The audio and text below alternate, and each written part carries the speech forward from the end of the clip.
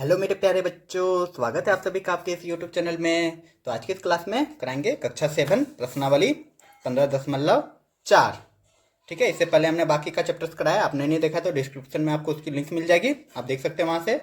तो चलिए शुरू करते हैं।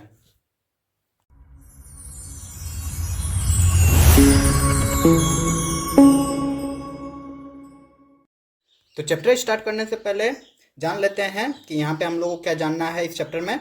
देखो, हमने पिछले क्लास में हमने अच्छे से बताया था त्रिभुजों की सर्वसमता के लिए प्रतिबंध। ऐसे 4 प्रतिबंध होते हैं, तो जिसमें हमने प्रश्नावली 15.1 में 1 और 2 के बारे में बताया था, तीसरे के बारे में भी बता चुका हूँ। और प्रश्नावली 15.4 में हमको ये चौथा वाला जो कंडीशन है वो जानना है कि दो त्रिभुज आपस में सर्वांगसम कब होते हैं। ठीक ना, तो ये कंडीशन रहेगा चौथा वाला, तो हो जाते हैं। तो चौथा कंडीशन क्या है? समकोण, कर्ण और भुजा। ठीक ना, right angle, hypotenuse and side. ठीक ना, RHS जिसको बोलते हैं। तो पहले जान लेते हैं ये आखिर होता क्या है, कैसे दो त्रिभुज आपस में सर्वांगसम हो सकते हैं। सर्वांगसम मतलब एक दूसरे के बराबर, एक दूसरे के समान साइज का। ठीक ना, तो चलिए देख लेते हैं। तो देखो बच्चा, यहाँ पे दिख रहा होगा समकोण और कर्ण और भुजा, हमको यही देखना है। तो दो त्रिभुज यहाँ पे दिया गया है, एक ABC और एक DEF।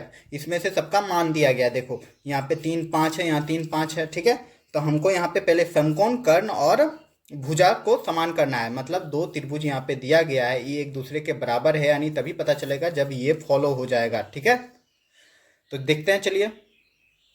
तो देखो यहाँ पे क्या देख रहे हैं, कोण बी जो है आपका 90 है। ठीक ना, तो लिख देंगे कोण बी बराबर हो जाएगा इसके कोण ई के। क्यों जी? क्योंकि ये समकोण है।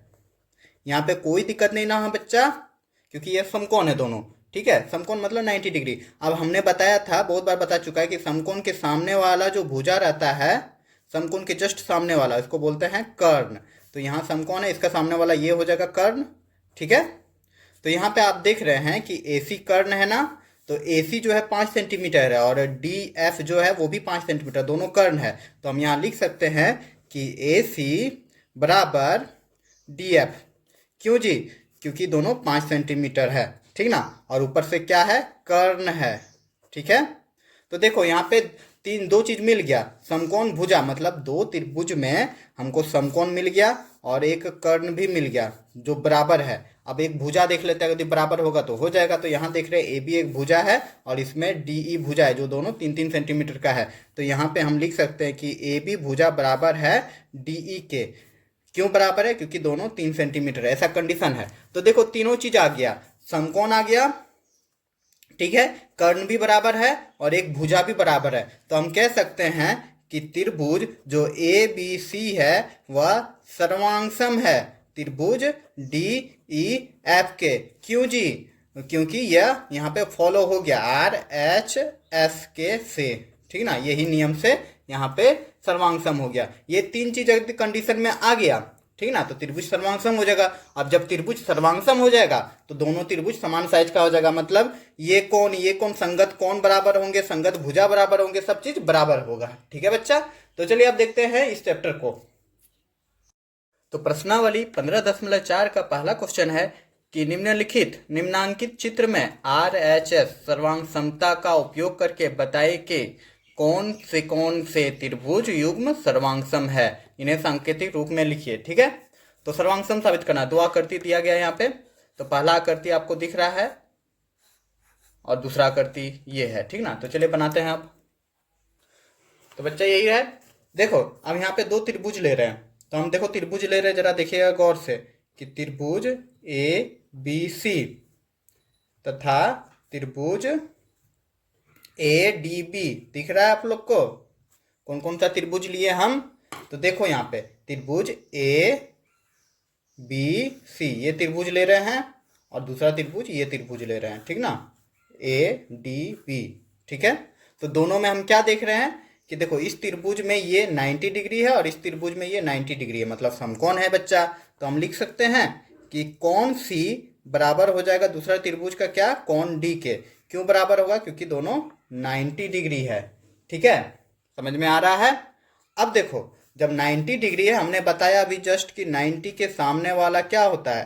कर्ण होता है। ठीक ना। और ये 90 के सामने वाला क्या हो जाएगा, कर्ण हो जाएगा।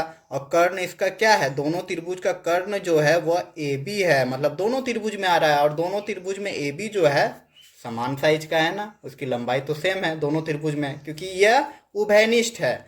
तो हम लिख देंगे कि ए बी बराबर है ए बी के, या बी ए लिख सकते हैं। क्यों जी, क्योंकि यह उभयनिष्ठ है। उभयनिष्ठ मतलब जो दोनों जगह आता हो, दोनों त्रिभुजों में आता हो। ठीक है, ये समझ में आ गया। अब देखो इस त्रिभुज में ए बी सी में जो ए सी है और त्रिभुज ए डी बी में जो डी बी है, दोनों 2-2 सेंटीमीटर करके है, मतलब दोनों बराबर है। तो हम यहाँ पे लिख देंगे कि ए सी बराबर हो जाएगा बी डी के। ठीक ना, क्यों जी, क्योंकि दोनों 2 सेंटीमीटर है।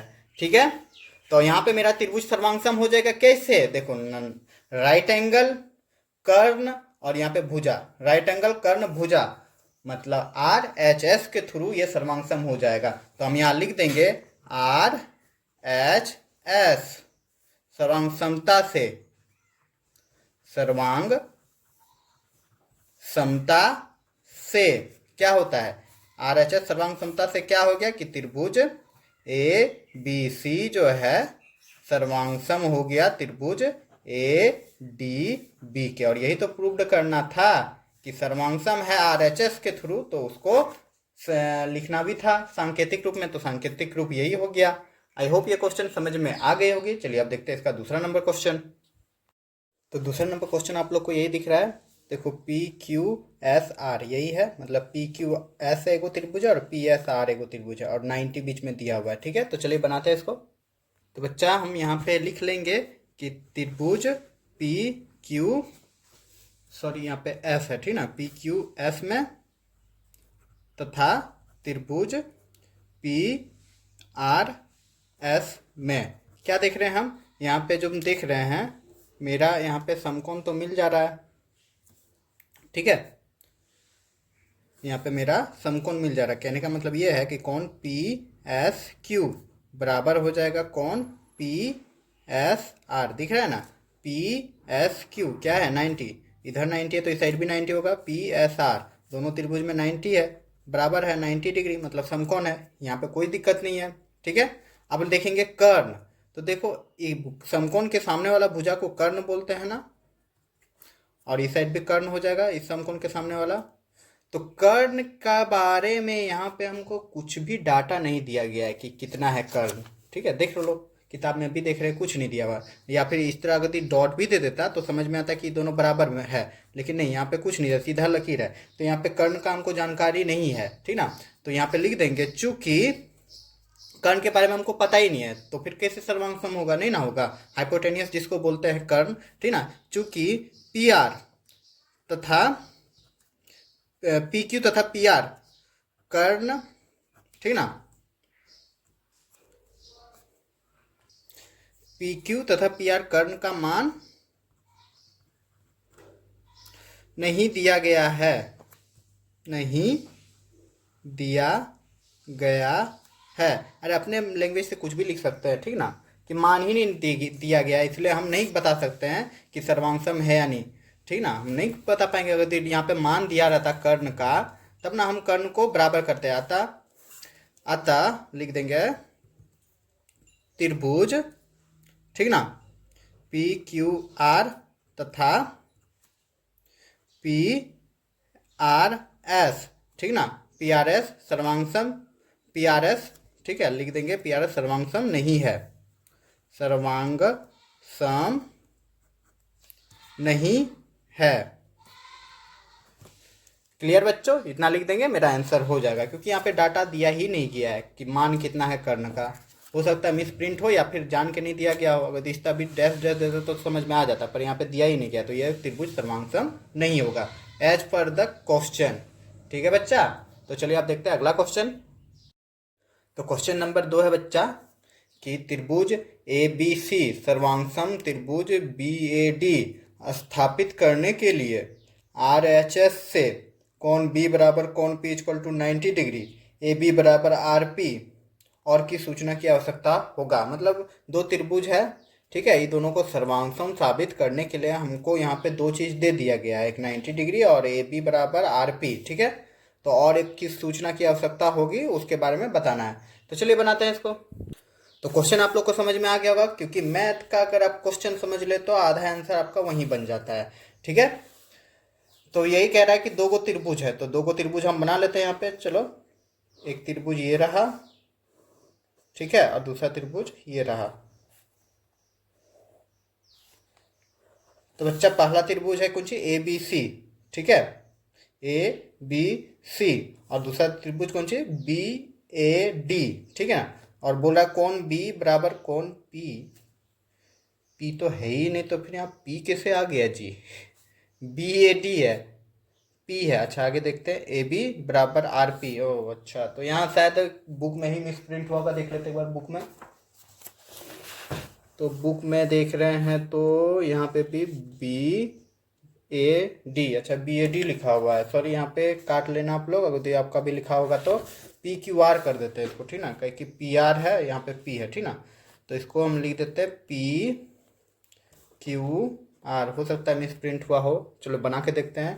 तो क्या बोल रहा है, कौन बी बराबर कौन पी, तो इसको हम मान ले रहे हैं कौन बी, ठीक है, और इस साइड को मान ले रहे हैं कौन पी, जो 90-90 है। अब देखो पी क्यू आर होता है तो ए बी सी होता है, ए बी सी होता है, तो हम लिख दे रहे हैं ए बी सी, चाहे ए और सी यहाँ लिख दो या कहीं भी लिख दो, कोई फर्क नहीं पड़ता है। पी क्यू आर हमने माना, चलिए लिख दिया हमने, ठीक है। तो कोशिश कीजिएगा समझने का। अब यहाँ पे क्या कह रहा है कि ए बी बराबर पी आर है, ठीक ना। ए बी आपका ये वाला भुजा है, देखो ए बी बराबर पी आर है, ठीक ना, पी आर है, समझ में आ रहा है। उसका कौन यहाँ पे दिया गया है। अब हमको कौन सा सूचना चाहिए, अब हमको एक सूचना क्या चाहिए, हमको कौन सा नियम निकालने बोला है, आर एच एस, यही नियम निकालने बोला है ना बच्चों। तो देखो आर मतलब राइट एंगल, तो देखो राइट एंगल है दोनों में, ये दिया गया है, ठीक है। कौन बी बराबर कौन पी दिया गया है, कौन बी बराबर कौन पी दिया गया है, और एक भुजा भी दिया गया है। भुजा क्या है, ए बी बराबर पी आर, यही दिया गया है। अब हमको पूरा और कौन सा नियम चाहिए, और हमको चाहिए एच, हाइपोटेनियस मतलब कर्ण चाहिए। तो कर्ण क्या है, ए सी है, ए सी बराबर अगर आर क्यू या फिर पी आर क्यू, ठीक ना, ए सी बराबर आर क्यू या फिर क्यू आर, कुछ भी हो, अगर ये मिल जाए तो समझेंगे आपका एंगल मिल गया, ठीक ना। तो ऑप्शन में है ए सी बराबर आर क्यू, तो देख रहे हैं पहला ही ऑप्शन में ए सी बराबर आर क्यू, तो यही हो जाएगा आपका आंसर। आई होप समझ में आ गई होगी ये क्वेश्चन भी, उम्मीद करूँगा कर ही सकता हूँ। तो चलिए अब देखते हैं नेक्स्ट क्वेश्चन। क्वेश्चन नंबर 3 है बच्चों कि क्या आर एच एस सर्वांग समता के शर्त को ए एस एस या एस ए एस के रूप में रूपांतरित कर सकते हैं। अच्छा, रूपांतरित कर सकते हैं मतलब आर एच एस सर्वांग समता के शर्त को ए एस एस और आर एस ए एस के रूप में रूपांतरित कर सकते हैं, कारण सहित बताइए। तो हाँ कर सकते हैं, कैसे, चलिए अभी हम समझ जाते हैं, समझ में आ जाएगा।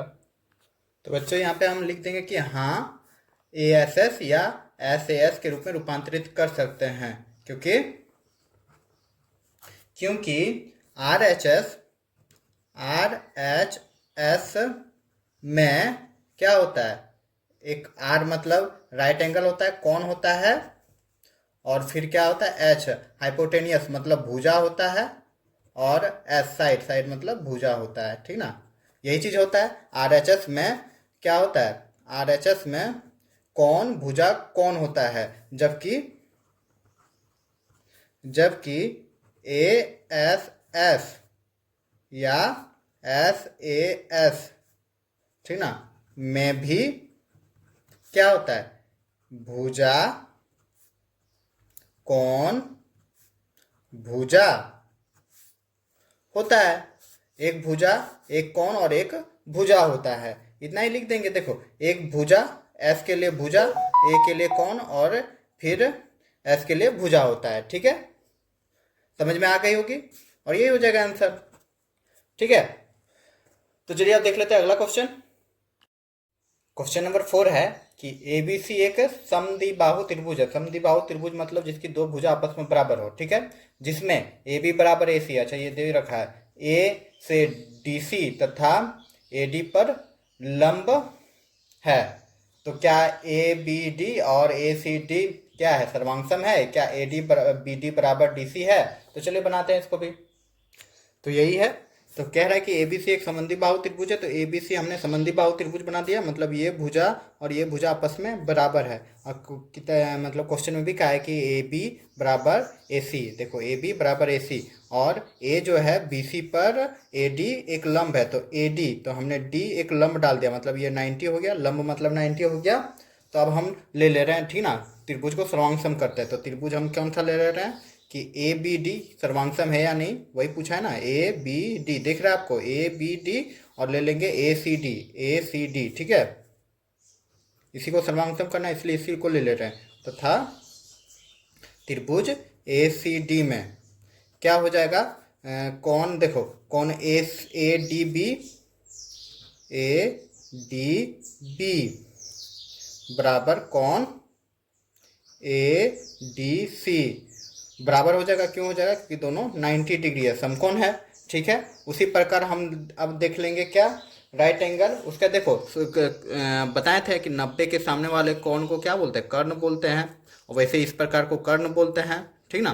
तो ये वाला क्या हो जा रहा है, ए बी बराबर क्या हो जाएगा, ए बी बराबर हो जाएगा ए सी, और ये क्या है, दिया है कि समद्विबाहु त्रिभुज है, दिया है, ठीक ना, ये चीज़ दिया हुआ है कि ए बी बराबर ए सी। अब हमको एक भुजा चाहिए, ठीक ना, तो एक भुजा हमको दिख रहा है ए डी, ए डी जो दिख रहा है ये दोनों त्रिभुज में है, ठीक है, इसलिए ये उभयनिष्ठ हो जाएगा। तो हम लिख देंगे ए डी बराबर ए डी, उभयनिष्ठ, उभयनिष्ठ, ठीक ना।